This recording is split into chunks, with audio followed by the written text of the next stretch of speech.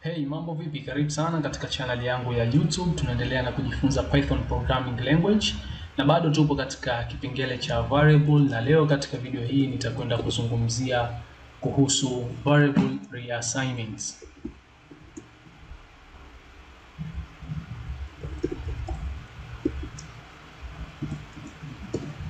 So variable imeitwa variable kwa sababu zina uwezo wa kureference value tofauti wakati program ina run. Wakati ambapo una assign value katika variable, hiyo variable itakwenda ita reference hiyo value hadi pale ambapo uta assign value nyingine katika hiyo variable. So kwa mfano tupo na hii programu yetu ambayo ni file yetu ya variables_demo3. Mfano tupo na variable yetu ya name ambayo tumeweka sawa hapa na Mohamed. Okay? Variable yetu imehifadhi value ya Mohamed. So wakati programu yetu inapo run, tutaona output ya Mohamed pale ambapo tuta print output. So nita print mimi hapa print, nitaweka name. Tunafahamu vitu hivi mpaka kufika katika video hii ya leo. Tayari tumevizungumzia katika video iliyopita. Tunajua jinsi ya kudeclare variable, kuinitialize, kuassign value yetu katika hiyo variable yetu na kuprint kwa kupitia hii function ya print na kudisplay kuona output yetu katika screen yetu. So nikirani hapa naona kuna output imetoka ambayo ni Mohamed. Lakini sasa variable kikawaida inakuwa haipo constant. I mean ina uwezo wa kubadilika value ya hiyo variable yako fulani. Kwa mfano sasa hivi hapa variable yetu hii ya name imehifadhi Mohamed. Lakini baadaye tuna uwezo wa kuibadilisha hii value ya name ikahifadhi jina jingine. Kwa mfano hapa chini naandika name sawa, naweka John, okay? Then na print kuona output ya hii variable yangu ya name sasa hivi itakuwa imehifadhi value gani. Kwa na save hapa.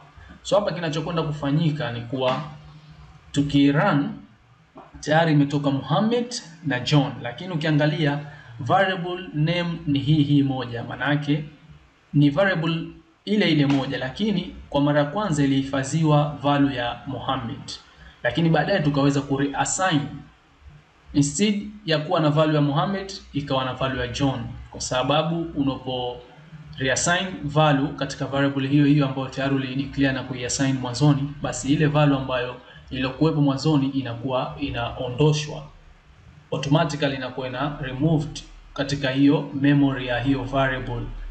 Na process hiyo ya kuweza kuremove hiyo value inaitwa kama ni garbage collections, hiyo process. So mwanzo tulikuwa na value ya Mohamed, lakini baadaye kama unavyoona ikaja value ya John katika hii variable ya name. So kwa hapa hatutakuwa na value ya Mohamed. Kwa kitakachoendelea huko chini ya programu yetu, kama tukiita hii name, basi moja kwa moja itatoka John, haitotoka Mohamed tena, kwa sababu tayari tumesha reassign. Hata hapa nikiandika print nyingine nikiweka name, basi sasa hivi itaweza kutoka John, kwa sababu ndio value ambayo sasa hivi imehifadhiwa na ndio ambayo inatambulikana katika hii variable yetu ya name, na sio Mohamed tena. Hii tayari imeshakuwa removed katika space ya computer memory yetu ambayo tumeweka inatambulishwa ama ina reference kwa kupitia hili jina la name. So nadhani umeweza kupata kuelewa kile ambacho nimekusudia kukusogezea leo, ni namna gani ambapo unaweza kureassign variable value zako katika program zako. So unaweza kuwa na value ambayo umeanza nayo katika programu yako, lakini baadaye ina change hiyo value katika hiyo variable. Ni kitu cha kawaida tu katika programming. So tuishie hapa leo katika video hii. Nadhani umeweza kuelewa kile ambacho nimekusudia kukufahamisha. Tukutane katika video ambayo itafuata, tutakuja kujifunza kitu kingine, na nadhani katika kipengele hichi cha variable kwa sasa tustopie hapa. Kama mbeleni huko kuna kitu kitaongezeka tutakuja kukiona, lakini katika video ijayo tutakuja kuingia katika kipengele kingine kiachilia issue nzima ya variable, japo tutakuwa tunatumia variable lakini tayari tuna uelewa mzuri tu kuhusiana na variable.